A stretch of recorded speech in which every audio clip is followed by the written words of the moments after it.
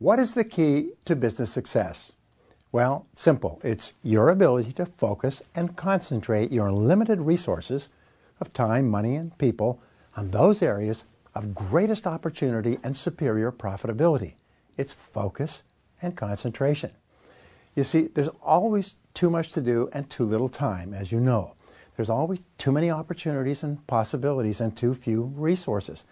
The job of the executive is to make choices and to focus and concentrate where superior results are possible. Perhaps the most important word in business success is clarity. Superior executives are very clear about who they are and what they want and the most important things they can do to achieve their most important goals. Clarity is everything. Every business starts off with a core product or service for which there is a market demand or for which one is created. And the business expands from there, like a circle expanding outward. Now, it takes as long as 5 to 7 years for a business to achieve high levels of sales and profitability on average in a core product or service area. The natural tendency is for the business to then begin expanding into what are called market adjacencies. So if you can imagine the core of the business and the next circle out is a market adjacency, these are product or service areas that are similar to what the company is already doing and only requires a single step. If you're producing bread, you produce rolls. If you're producing automobiles, you produce trucks. If you're producing CDs, you produce DVDs as well. These are logical market expansions that expand your product or service offering to your existing market. This is how most businesses start off and begin growing. Now, companies often make the mistake of expanding into areas where they have little knowledge or experience. They have what we call the walk-on-water syndrome. I'm so good in this area, I can be good in other areas as well, which can be fatal. These are not logical extensions of their existing product or service lines where they leap into a whole new business. In too many cases, the business that was profitable with one product or service turns out to be unprofitable in selling other products or services in a new or different area. Now, in times of market contraction or turbulence, you have to go back to your core business. You have to dance with the one what brung you. You have to get back to doing those things and offering those products and services that enabled you to be successful in the first place. You must analyze the core aspects of your business regularly to be sure that you are not deviating into areas where you can lose money and where you cannot succeed against superior competitors. There are several core areas that you must continually evaluate and assess. Number one is, what are your core competencies? What are you good at?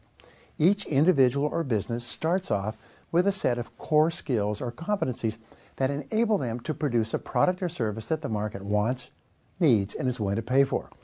Each employee starts off with core competencies that enable them to make a contribution. Each company starts off with core competencies that enable them to survive and thrive in a competitive business market. The first question you must ask is, what is your company especially good at? What does your company do in an exceptional fashion?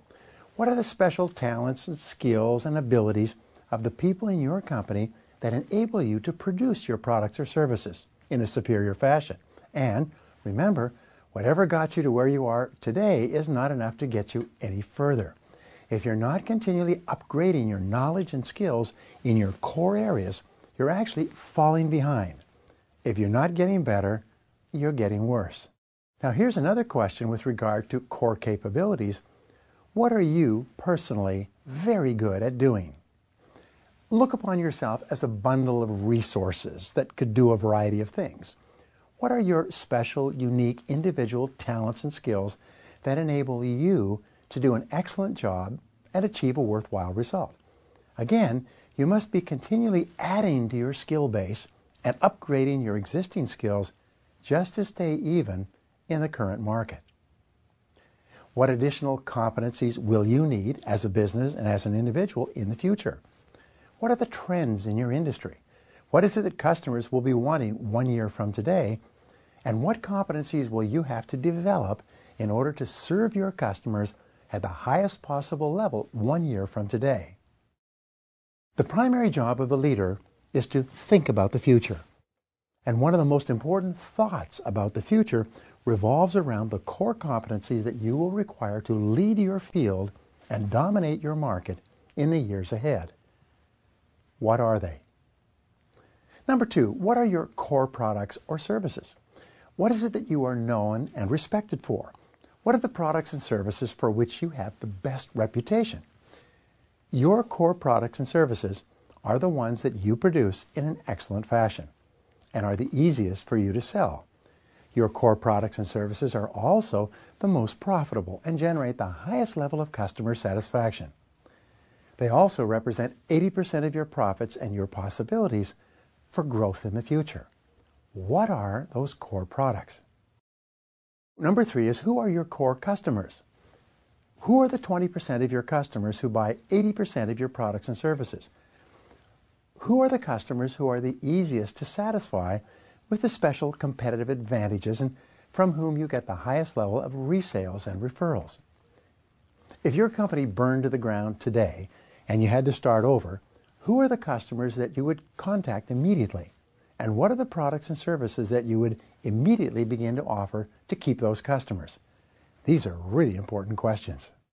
What are your core marketing methods? In its simplest terms, your major activity in business is buying customers. You go into the marketplace and you use every conceivable marketing device, including all forms of advertising, public relations, and even sales efforts, commissions and bonuses, to buy customers. If you buy customers in a cost-efficient way so that you earn more profit from the customers than it takes you to get them in the first place, you continue to grow and expand. This being said, what are the marketing methods that you use that are the most cost-efficient in attracting qualified prospects? Some years ago, I advertised my business in 6 magazines, but I carefully evaluated exactly the number of customers I acquired from each magazine. I soon found that one magazine was contributing more than 80% of my new customers. The other magazines may have been generating more leads, but few of those leads ever converted into paying customers.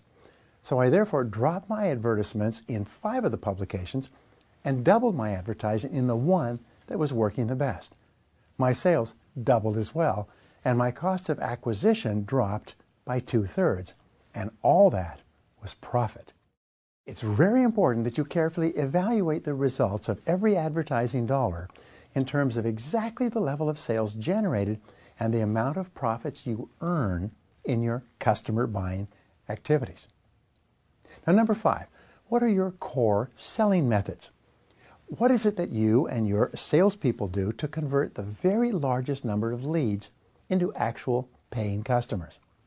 Sometimes it is only one specific benefit presented in a specific way that is most persuasive in getting people to buy from you.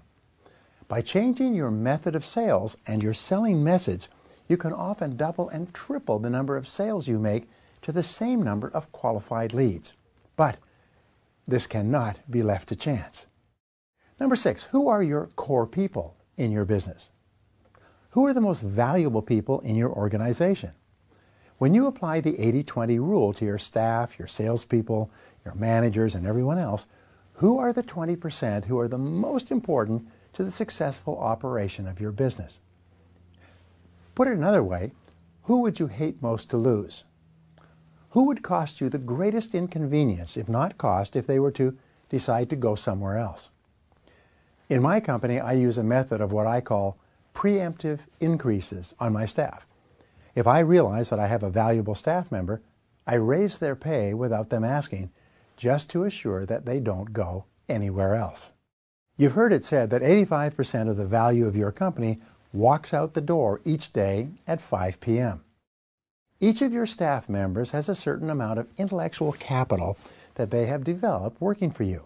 This intellectual capital includes their knowledge of how your company works, their knowledge of how to do their job within your company, and their knowledge of external people, customers, and markets. This knowledge is hard to duplicate and takes a long time.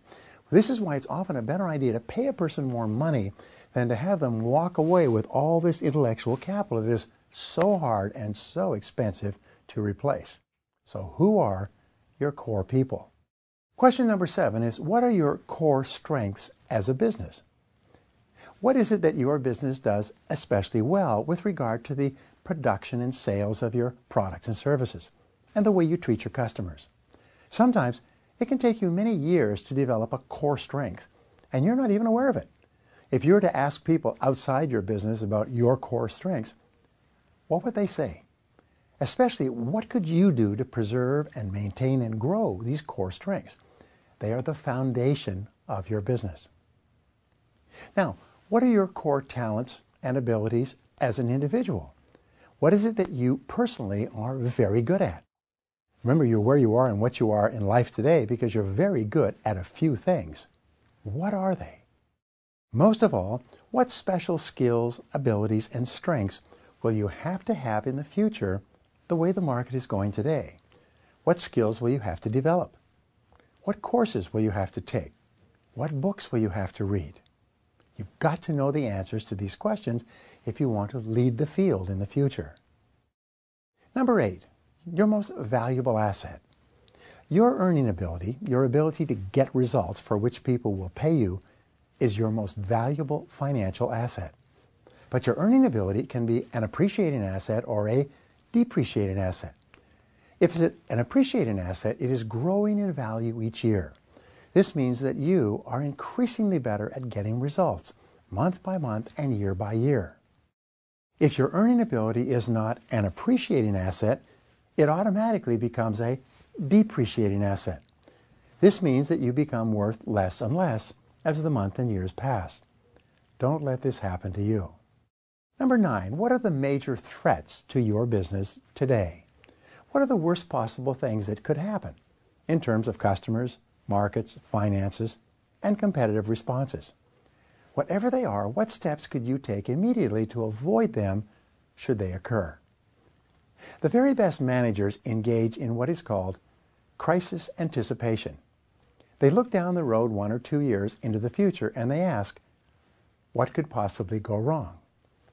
What you do then is you take every action you possibly can just in case you suffer a major reverse. You anticipate the crisis in advance and prepare against it. This is the mark of superior thinking.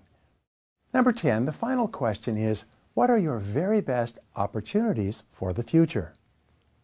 What are the new products, new services, new customers, or new markets that you could enter into starting today that have tremendous potential for the future? What could you do to take advantage of those opportunities? Michael Cammey, the strategic planner, said, "Those who do not plan for the future cannot have one."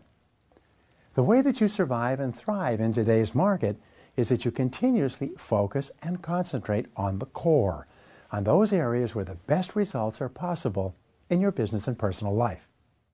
Now let's put these ideas into effect. Here's some exercises.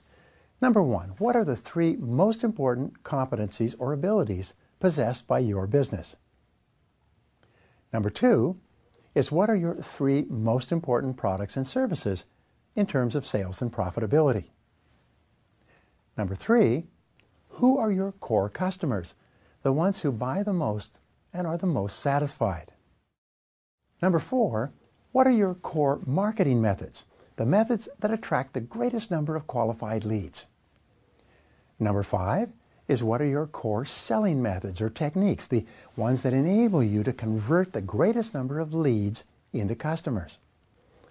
Number 6, who are your core people, the most valuable and difficult to replace in your business?